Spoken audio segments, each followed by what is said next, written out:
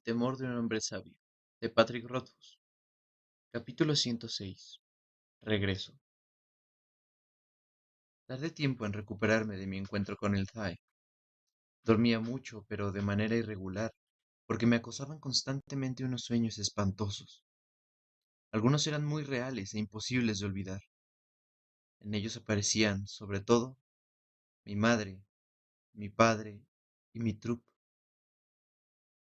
Peor aún eran aquellos en los que despertaba llorando y sin poder recordar nada de lo que había soñado, con solo el pecho dolorido y en la cabeza un vacío parecido al hueco ensangrentado que deja en la boca un diente faltante. La primera vez que desperté así, Felurian estaba allí, velándome.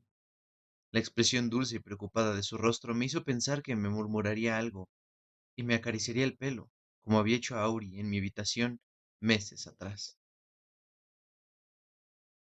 Pero Felurian no hizo nada parecido. ¿No te encuentras bien? Me preguntó. No supe qué contestar. Los recuerdos, la confusión y el dolor me tenían aturdido. Como dudaba que pudiera hablar sin romper a llorar otra vez, me limité a negar con la cabeza. Felurian se agachó y me besó en una comisura de los labios. Se quedó mirándome y volvió a incorporarse. Luego fue al estanque y me trajo agua para beber en las manos ahuecadas. Los días que siguieron, Felurian no me asedió con preguntas, ni intentó sonsacarme información. De vez en cuando intentaba contarme historias, pero como no podía concentrarme, las encontraba más absurdas que nunca. Había partes que me hacían llorar a lágrima viva, aunque las historias en sí no fueran tristes. Una vez desperté y descubrí que Felurian no estaba. Regresó horas más tarde con un extraño fruto verde, más grande que mi cabeza. Sonrió tímidamente y me lo ofreció, enseñándome cómo tenía que pelar la piel fina y áspera para llegar a la pulpa de color naranja. El fruto, carnoso, dulce y picante, se abrió en gajos. Nos comimos los gajos en silencio, hasta que solo quedó el hueso redondo, duro y resbaladizo. Era marrón oscuro y tan grande que no podía encerrarlo en una mano. Con un ágil floreo, Felurian lo abrió golpeándolo contra una piedra y me mostró que el interior estaba seco, como un fruto seco tostado. También nos lo comimos. Tenía un sabor raro y picante que recordaba vagamente al salmón ahumado. Acurrucada dentro estaba la semilla, blanca como el hueso y del tamaño de una canica. Felurian me la puso en la mano. Era dulce como el caramelo y ligeramente pegajosa. Una vez me dejó solo durante horas interminables y volvió con dos pájaros marrones, uno en cada mano ahuecada. Eran más pequeños que gorriones y tenían unos ojos asombrosos de color verde hoja. Los puso a mi lado, sobre los almohadones, y cuando silbó, los pájaros empezaron a cantar. No entonaron trinos aislados, sino una canción en toda regla, cuatro estrofas con un estribillo en medio. Primero cantaron al unísono y después a dos voces. Una vez desperté y Felurian me dio de beber un líquido en una taza de cuero. Olía a violetas y no sabía a nada en absoluto, pero era transparente y lo noté cálido y limpio en la boca, como si bebiera la luz del sol de verano. Otra vez me puso en la mano una piedra lisa y roja. Estaba caliente. Al cabo de unas horas se abrió como un huevo, revelando una especie de ardilla diminuta que parloteó, enojada, antes de huir corriendo. Una vez desperté y Felurian no estaba a mi lado. Miré alrededor y la vi sentada al borde del agua, abrazándose las rodillas. Apenas oía la dulce melodía de sus silenciosos sollozos. Dormía y despertaba. Felurian me dio un anillo hecho con una hoja, un racimo de bayas doradas, una flor que se abría y cerraba cuando la acariciabas, y una vez, al despertar sobresaltado con la cara húmeda y el pecho dolorido, Felurian estiró un brazo y puso una mano sobre la mía. Fue un gesto tan vacilante y había tal ansiedad en su rostro que cualquiera habría pensado que era la primera vez que tocaba a un hombre, como si temiera que yo pudiera romperme, quemarme o morder. Posó un momento su mano, fría y suave como una palomilla, sobre la mía. Me dio un pequeño apretón, Esperó y me soltó. Aquello me extrañó, pero la confusión y la pena me ofuscaban y me impedían pensar con claridad. Solo ahora, cuando pienso en ella, lo comprendo de verdad. Con toda la torpeza de una joven amante, Felurian intentaba consolarme, pero ni siquiera sabía por dónde empezar. Pero el tiempo lo cura todo. Dejé de tener aquellos sueños, recuperé el apetito. Estaba lo bastante lúcido para bromear un poco con Felurian. Después, me recompuse lo suficiente para coquetear. Cuando Felurian lo advirtió, su alivio era palpable, como si no pudiese relacionarse con alguien que no sintiera deseos de besarla. Por último, recuperé la curiosidad, el signo más infalible de que volvía a ser el de siempre. Todavía no te he preguntado qué ha pasado con el Shaed, dije. Está terminado. Exclamó Felurian y su rostro se iluminó. Vi el orgullo reflejado en sus ojos. Me tomó una mano y me llevó hasta el borde del pabellón. Lo del hierro no fue nada fácil, pero ya está terminado. Dio un paso adelante, pero se detuvo y me preguntó. ¿Lo ves? Miré alrededor concienzudamente. Felurian me había enseñado qué tenía que buscar, pero aún así tardé un buen rato en detectar una sutil profundidad en las negras sombras de un árbol cercano. Estiré un brazo y cogí mi shaed de la oscuridad que lo ocultaba. Hasta entonces, Felurian nunca me había dejado ponerme el shaed, y cuando me lo echó sobre los hombros desnudos, me maravillé. Apenas pesaba y era más suave que el más suntuoso terciopelo. Era como llevar puesta una brisa cálida, la misma brisa que me había acariciado en aquel rincón oscuro del bosque a donde Felurian me había llevado a recoger sus sombras. Quise acercarme a la laguna para verme reflejado en la superficie del agua, pero Felurian se abalanzó sobre mí. Me tiró al suelo. Se sentó a horcajadas encima de mí, con el shaed extendido bajo nosotros, como una gruesa manta. Felurian levantó los extremos y nos envolvió en él. Entonces me besó en el pecho y en el cuello. Notaba su lengua caliente en la piel. Así. Me susurró al oído. Cada vez que tu Shai te envuelva, pensarás en mí. Cuando el Shai te toque, pensarás que yo soy quien te toca. Se frotó lentamente contra mí, recorriendo todo mi cuerpo desnudo contra el suyo. A través de cualquier otra mujer te acordarás de Felurian y regresarás. Después de eso supe que mi estancia en Fata estaba llegando a su fin. Las palabras del Zae estaban clavadas en mi mente como abrojos y me incitaban a regresar al mundo. Haber estado a un tiro de piedra del hombre que había matado a mis padres y no haberme dado cuenta, me había dejado en la boca un sabor amargo que ni los besos de Felurian conseguían borrar. Y recordaba una y otra vez lo que el Zae había dicho sobre Dena. Al final desperté y supe que había llegado el momento. Me levanté, ordené mi makuta y me vestí por primera vez desde hacía una eternidad. Después de tanto tiempo, encontraba extraño el tacto de la ropa en mi piel. ¿Cuánto tiempo llevaba allí? Me pasé los dedos por la barba, pero descarté esa idea. No tenía sentido hacer conjeturas porque no tardaría mucho en saber la respuesta. Me volví y vi a Felurian con gesto triste, de pie, en el centro del pabellón. Por un instante pensé que quizá protestara de mi partida, pero no lo hizo. Vino a mi lado y me ató el shaed alrededor de los hombros, como una madre que abriga a su hijo para protegerlo del frío. Hasta las mariposas que la seguían parecían apenadas. Me guió por el bosque durante horas hasta que llegamos ante un par de altos y tinolitos. Me puso la capucha del shaed y me pidió que cerrara los ojos. Entonces me guió formando un pequeño círculo y sentí un cambio sutil en el aire. Cuando abrí los ojos, supe que aquel bosque no era el mismo por el que iba caminando unos momentos atrás. La extraña tensión de la atmósfera había desaparecido. Aquello era el mundo de los mortales.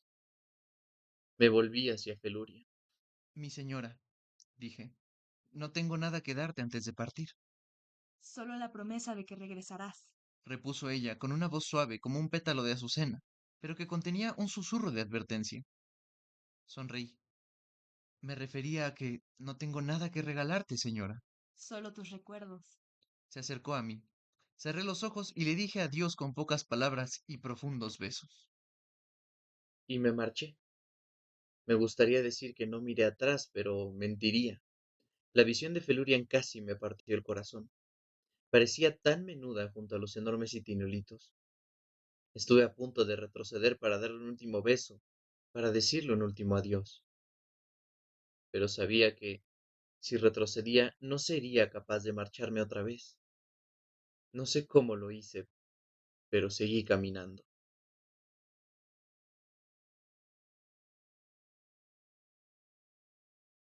Capítulo 107. Fuego. Llegué a la posada La Buena Blanca mucho después de la puesta del sol. La luz de las lámparas henchía los enormes ventanales de la posada y había una docena de caballos amarrados fuera, mascando en sus morrales. La puerta, abierta, arrojaba un rectángulo sesgado de luz sobre la calle oscura. Pero algo iba mal. No me llegaba el agradable y enardecedor clamor que debería haberse oído por la noche en una posada abarrotada. No se oía ni un susurro, ni una palabra. Preocupado, me acerqué un poco más. Por mi mente pasaban todos los cuentos de hadas que había oído. ¿Y si llevaba años lejos? ¿Décadas? ¿O se trataba de un problema más vulgar? ¿Había más bandidos de los que nosotros creíamos? ¿Habían regresado al campamento y lo habían encontrado destruido y entonces habían ido a Crosson a vengarse? Me acerqué a un ventanal, me asomé y vi qué era lo que pasaba. En la posada había 40 o 50 personas, sentadas en las mesas, en bancos y de pie junto en la barra. Todas las miradas estaban fijas en la chimenea. Marten estaba sentado en el escalón dando un largo trago. No podía dejar de mirar, continuó. No quería dejar de mirar. Entonces Quo se puso delante de mí, tapándomela, y durante un segundo me liberé de su hechizo. Estaba empapado de sudor, tan denso y tan frío que era como si me hubieran echado un cubo de agua por encima. Intenté retenerlo, pero él se soltó y corrió hacia ella. Su rostro denotaba un profundo pesar. ¿Y por qué no se llevó también al Adem y al grandulón? Preguntó un hombre con cara de halcón que estaba sentado en un rincón de la chimenea. Tamborileaba con los dedos sobre un maltrecho estuche de violín. Si de verdad lo hubieran visto, todos habrían corrido tras ella. Un murmullo de aprobación recorrió la taberna. Tempi, que estaba sentado en una mesa cercana y al que detecté enseguida, pues llevaba la camisa de color rojo sangre, intervino diciendo: Cuando yo era pequeño, me entreno para tener control. Levantó una mano y apretó con fuerza el puño para ilustrar sus palabras. Herido, hambriento, sediento, cansado. Agitó el puño tras pronunciar cada una de esas palabras para expresar su dominio sobre ellas. ¿Mujeres? En sus labios apareció un amago de sonrisa y volvió a agitar el puño, pero sin la firmeza de las veces anteriores. Se oyeron risas. Les digo esto. Si Quos no iba, quizá iba yo. Marden asintió con la cabeza. Y nuestro otro amigo. Carraspeó y apuntó al otro extremo de la estancia. Espe lo convenció para que se quedara. Hubo más risas. Busqué con la mirada hasta dar con Dedan y Espe. Me pareció que Dedan se esforzaba para no ruborizarse, pero sin mucho éxito. Espe le puso una mano sobre la pierna con ademán posesivo y esbozó una sonrisa de satisfacción. Al día siguiente lo buscamos, prosiguió Marten, recuperando la atención del público. Seguimos su rastro por el bosque. Encontramos su espada a medio kilómetro de la laguna. Debió de perderla con las prisas por alcanzarla. Su capa colgaba de una rama no lejos de allí. Marten levantó la capa raída que yo le había comprado al calderero. Parecía que un perro rabioso se hubiera ensañado con ella. Estaba enganchada en una rama. Debió de deshacerse de ella para no perderla de vista. Abstraído frotó los bordes deshilachados. Si hubiera sido una tela más resistente, quizá él estaría con nosotros esta noche. Sé reconocer el momento de salir a escena. Entré por la puerta y noté que todos se volvían a mirarme. He encontrado una capa mejor, dije, hecha por las propias manos de Felurian, y también tengo una historia que contar. Una historia que podrán contar a los hijos de sus hijos. Sonreí. Hubo un momento de silencio y luego una baraúnda cuando todos empezaron a hablar a la vez. Mis compañeros se quedaron mirándome fijamente, atónitos. Dedan fue el primero en recuperarse y tras venir hasta mí me sorprendió abrazándome bruscamente con un solo brazo. Entonces Me fijé en que llevaba el otro entablillado. ¿Ya te metiste en algún lío? Pregunté mirándole el brazo mientras alrededor de nosotros crecía el alboroto. Dedan negó con la cabeza. Espe, resumió. No le sentó muy bien que echara a correr detrás de aquella mujer férica y me convenció para que me quedara. ¿Te rompió el brazo? Recordé que antes de marchar me había visto a Espe inmovilizándolo en el suelo. Dedan agachó la cabeza. Bueno, digamos que se sentó encima mientras yo intentaba escabullirme. Compuso una sonrisa un tanto tímida. Supongo que podríamos afirmar que lo rompimos entre los dos. Le di una palmada en el hombro bueno y me reí. ¡Ah, qué tierno! Francamente conmovedor. Habría continuado, pero la taberna había quedado en silencio. Todos me miraban a mí. Viendo aquel grupo de gente, de pronto me desorienté. ¿Cómo, cómo puedo explicar? Ya les he dicho que no sé cuánto tiempo pasé en Fata, pero había sido mucho. Había vivido tanto tiempo allí que había dejado de parecerme un lugar extraño. Había acabado por sentirme cómodo. De nuevo en el mundo de los mortales, aquella taberna abarrotada me resultaba extraña. Qué raro era estar bajo techo y no a la intemperie. Los bancos y las mesas de madera de gruesos tablones parecían vastos y rudimentarios. La luz de las lámparas tenía un brillo artificial que me hacía daño a la vista. Durante una eternidad solo había tenido la compañía de Felurian y comparada con ella, las personas que me rodeaban parecían raras. Me llamaba la atención el blanco de sus ojos. Olían a sudor, a caballos y a hierro amargo. Tenían una voz dura y aguda y sus posturas eran rígidas y torpes. Pero con eso solo estoy describiendo la superficie. Me sentía fuera de lugar en mi propia piel. Me molestaba muchísimo la ropa y nada me habría gustado más que estar cómodamente desnudo. Las botas eran como una prisión. En la larga caminata hasta la Buena Blanca había tenido que combatir constantemente el impulso de quitármelas. Observando las caras que me rodeaban, vi una joven de no más de 20 años. Tenía un rostro dulce y los ojos azul claro. Sus labios parecían hechos para besar. Di un paso hacia ella, decidido a cogerla en brazos y me paré en seco cuando empezaba a estirar un brazo para acariciarle el cuello. Sentí algo muy parecido al vértigo. Allí las cosas eran diferentes. Era evidente que el hombre que estaba sentado al lado de la joven era su marido. Eso era importante, ¿no? Parecía un hecho muy impreciso y distante. ¿Por qué no estaba ya besando a aquella mujer? ¿Por qué no iba desnudo, no comía violetas, ni tocaba el laúd a cielo abierto? Volví a pasear la mirada por la taberna y todo aquello me pareció sumamente ridículo. Aquella gente sentada en los bancos, con capas y más capas de ropa, comiendo con cuchillo y tenedor, lo encontraba todo absurdo y artificioso. Era increíblemente gracioso. Parecía que estuvieran jugando un juego y ni siquiera se dieran cuenta. Era como un chiste que hasta entonces no había entendido. Me reí. No fue una risa atronadora ni especialmente larga, pero sí aguda y desenfrenada y llena de un placer extraño. No era una risa humana y recorrió la muchedumbre como el viento entre el trigo. Los que estaban lo bastante cerca para oírla se rebulleron en los asientos. Unos me miraron con curiosidad y otros con miedo. Algunos se estremecieron y evitaron cruzar conmigo la mirada.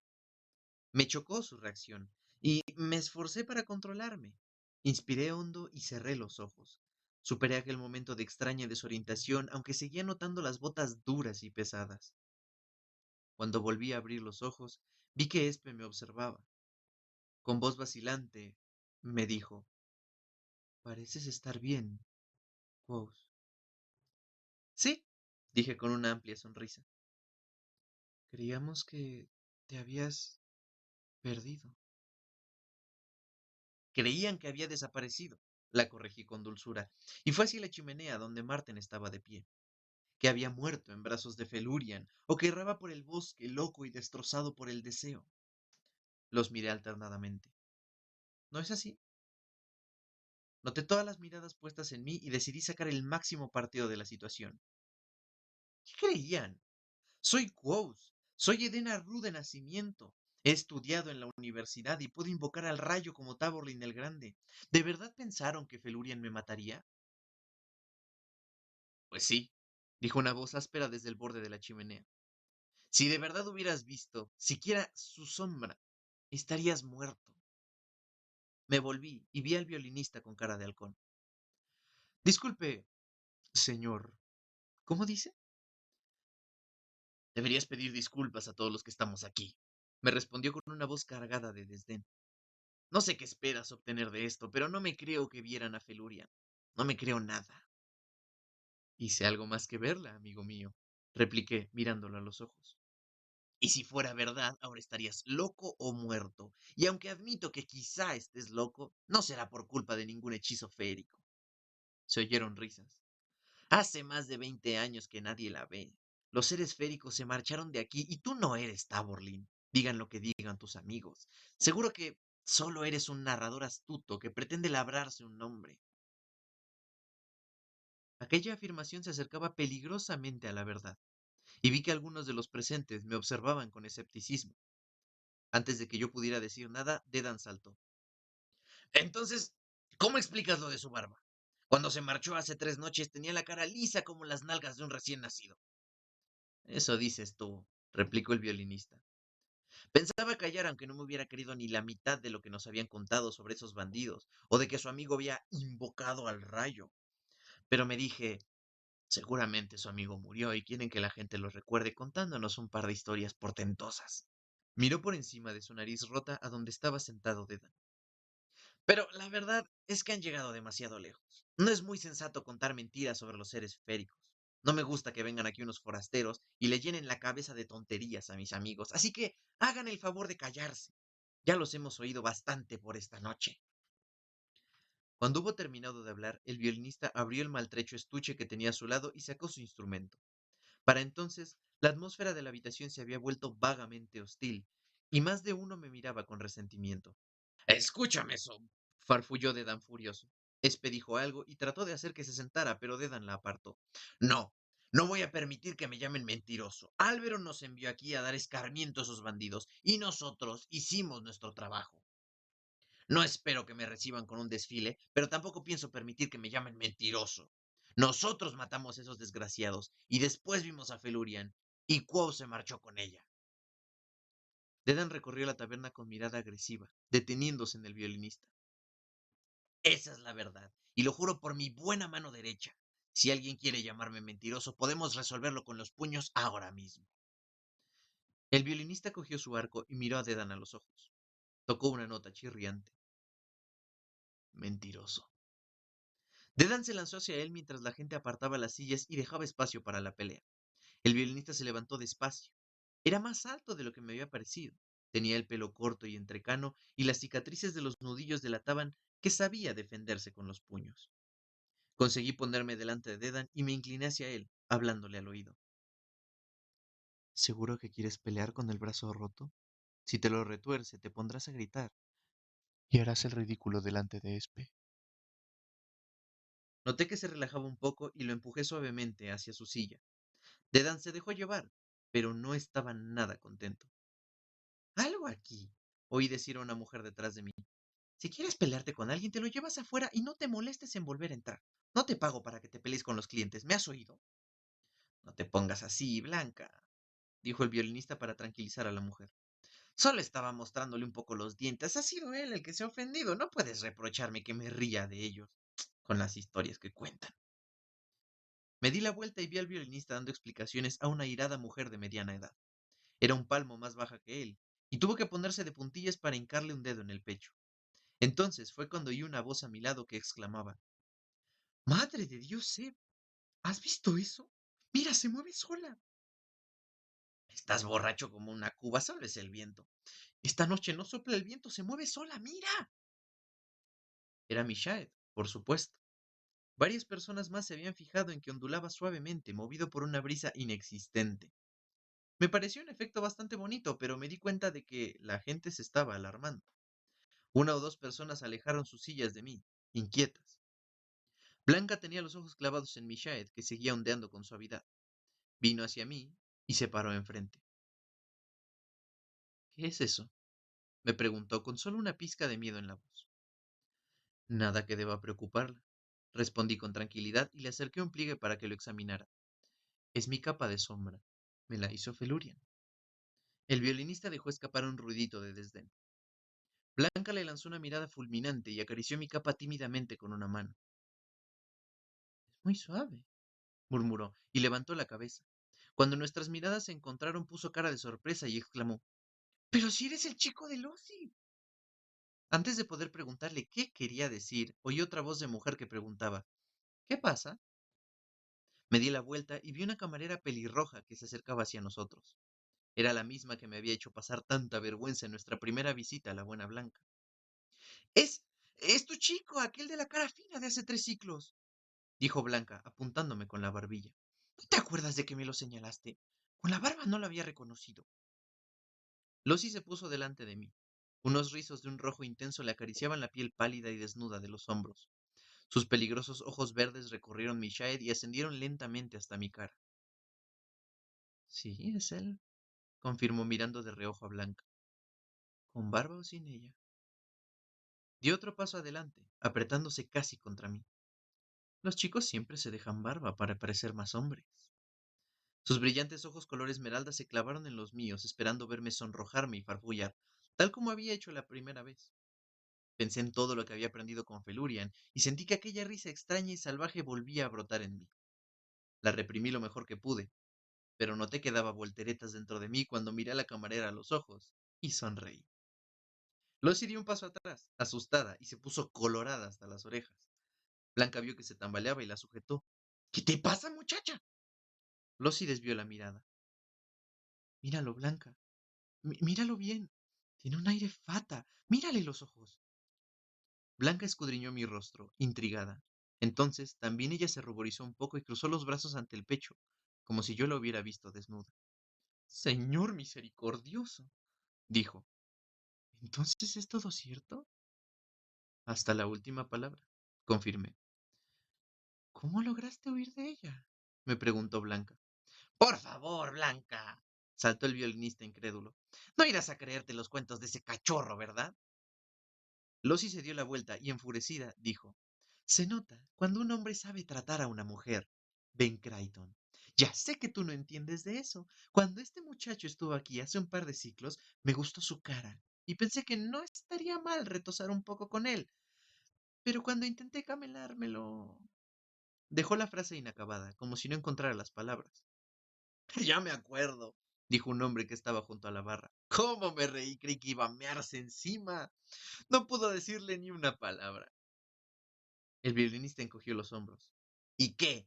Después conoció a la hija de algún granjero. Eso no significa... Cállate, Ben, dijo Blanca, con una voz autoritaria pero serena. Algo ha cambiado en él, y no tiene nada que ver con la barba. Escudriñó mi cara. Tienes razón, chica. Tiene un aire fata. El violinista fue a decir algo más, pero Blanca lo fulminó con la mirada. Cállate o lárgate. No quiero peleas aquí esta noche. El violinista miró alrededor y comprobó que no tenía aliados. Colorado y enfurruñado, recogió su violín y salió de la taberna. Lucy volvió a acercarse a mí, recogiéndose el pelo. ¿Era tan hermosa como dicen? Alzó la barbilla, orgullosa. ¿Más hermosa que yo? Titubeé un momento y luego dije en voz baja. Era Feluria, la más hermosa de todas. Estiré un brazo para acariciarle un lado del cuello, donde su rojo cabello iniciaba la caída de los rizos. Me incliné hacia adelante y le susurré 7 palabras al oído. Pero a ella le faltaba tu fuego. Y me amó por esas 7 palabras y su orgullo quedó a salvo. ¿Cómo conseguiste huir? Me preguntó Blanca. Recorrí la estancia con la mirada y noté que todos estaban pendientes de mí.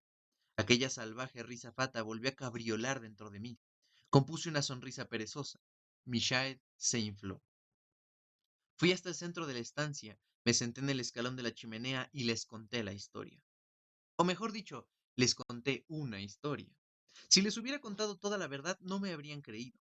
¿Que Felurien me había dejado marchar porque yo tenía una canción como rehén? Sencillamente, aquello no encajaba con el guión clásico. Así pues, Lo que les conté era más parecido a la historia que ellos esperaban oír. En esa versión, yo perseguía a Felurian hasta Fata. Nuestros cuerpos se enredaban y se amaban en el claro crepuscular. Luego descansábamos. Yo le tocaba música ligera para hacerla reír, música misteriosa para fascinarla, música dulce para hacerla llorar. Pero cuando intenté marcharme de Fata, ella no me dejó. Apreciaba demasiado mi maestría. Supongo que no deberían darme con remilgos. Insinué con bastante claridad que Felurian me valoraba mucho como amante. No puedo disculpar ese comportamiento, únicamente puedo decir que era un joven de 16 años, orgulloso de mis habilidades recién adquiridas y un poco jactancioso. Les conté que Felurian había intentado retenerme en Fata, que habíamos mantenido un duelo mágico. Para esa parte copié un poco a Taborlin el Grande, añadí fuego y rayos. Al final vencí a Felurian, pero le perdoné la vida. Ella, agradecida, me tejió aquella capa feérica, me enseñó magias secretas y me regaló una hoja de plata como prenda de su favor. La hoja de plata me la inventé, por supuesto, pero si Felurian no me hubiera hecho 3 regalos, no habría sido una historia como es debido. En resumen, una buena historia. Y si bien no era del todo cierta, bueno, al menos contenía parte de la verdad. Diré, en mi defensa, que habría podido prescindir por completo de la verdad y haberles contado una historia mucho mejor. Las mentiras son más fáciles y casi siempre tienen más sentido. Lossie no dejó de mirarme durante el relato y me pareció que lo interpretaba todo como un desafío a la destreza de las mujeres mortales. Cuando terminé de contar mi historia, reivindicó su derecho sobre mí y me llevó a su habitación del último piso de la Buena Blanca. Aquella noche dormí muy poco, y Lossie estuvo más cerca de matarme de lo que había estado Felurian jamás. Resultó una compañera deliciosa, tan maravillosa como Felurian. Pero, ¿cómo es posible? Se preguntarán. ¿Cómo puede compararse una mujer mortal con Felurian? Si lo piensan en términos musicales, es más fácil entenderlo. A veces un hombre disfruta oyendo una sinfonía, otras le apetece más una giga. Con el amor pasa lo mismo. Cierto tipo de amor resulta adecuado para los mullidos almohadones de un claro crepuscular, y otro resulta natural en el desorden de las sábanas de una cama estrecha en el último piso de una posada. Cada mujer es como un instrumento y espera que la entiendan, la amen y la toquen con delicadeza para por fin hacer sonar su verdadera música. Habrá quien se ofenda con esta manera de ver las cosas, si no entiende cómo concibe la música un artista de trupe. Habrá quien piense que degrado a las mujeres. Habrá quien me considere insensible, grosero o safio. Pero esos no entienden el amor, ni la música, ni me entienden a mí.